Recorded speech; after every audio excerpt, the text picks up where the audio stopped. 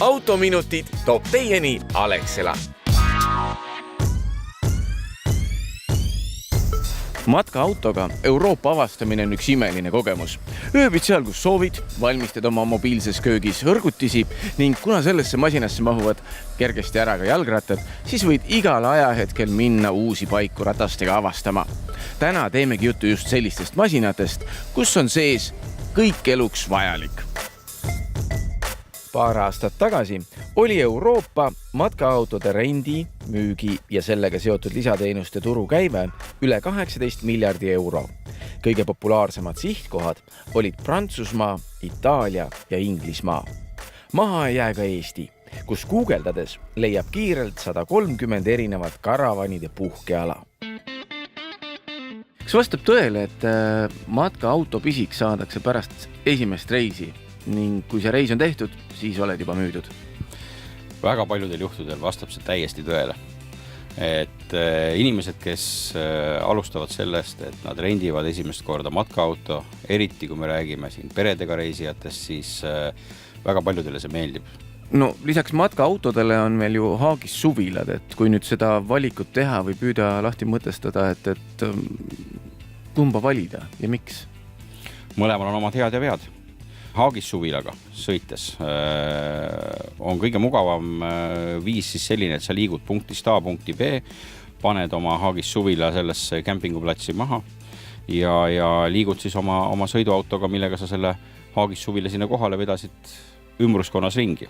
Matkaauto annab selleks natuke laiemad võimalused, et sul on kõik see elamine on nagu kompaktselt ühes ruumis koos, seltskond on ka ühes ruumis koos ja selle auto kokku lahti pakkimine kämpinguplatsil ei võta sul rohkem kui 5 minutit.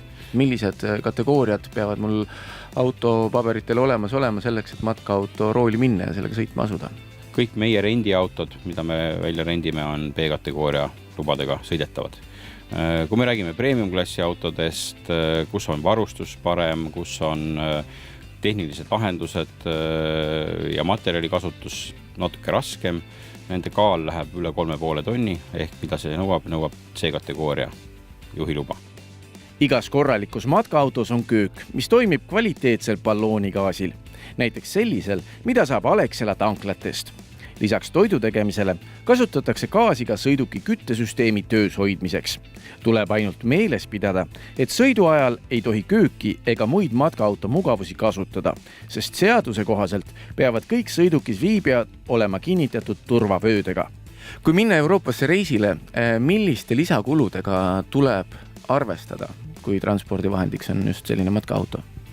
Arvestada tuleb eelkõige sellega, et kui kasutada kiirteid, siis on teatud riikides, paljudes riikides on kiirteedel siis teemaksud, millega tuleb arvestada ja ööbimisel soovitame alati ikkagi kasutada kämpinguid või valvatavaid parklaid, siis nende parklate või kämpingute kuludega.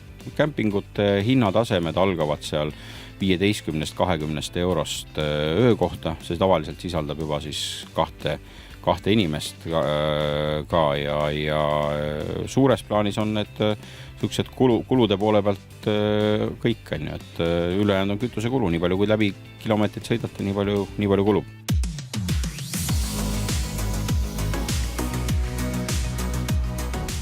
Matkaautoga reisides oled oma aja peremees. Ega polegi muud paremat teha, kui tangi masin kütust täis, käi kaupluses, osta vajalikud toiduvarud ja teele.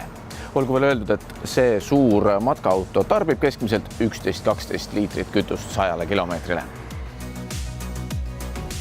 B-kategooria juhiload annavad õiguse sõita sellise keskklassi matkaautoga, mis esmapilgul on nagu iga teine selline bussi moodi auto. Arvestama kindlasti peab selle masina gabariitidega ja sellega, et kui juhtub puhuma tugevam tuul ehk siis küljetuul, mõjutab kohe oluliselt selle auto teel püsimist, aga ma arvan, et siin ei ole midagi keerulist. Kui te olete oma puhkuseplaanid teinud, siis loobuge lennuki piletitest ja rentige parem matkaauto, sest et nii olete oma aja peremehed, saate käia duši all vetsus, millal ainult soovite ja näha kõike seda, mida imeline loodus teid sellel teekonnal saadab. sellised olid autominutid. Kohtume juba järgmisel nädalal. autominutid toob teieni Alexela.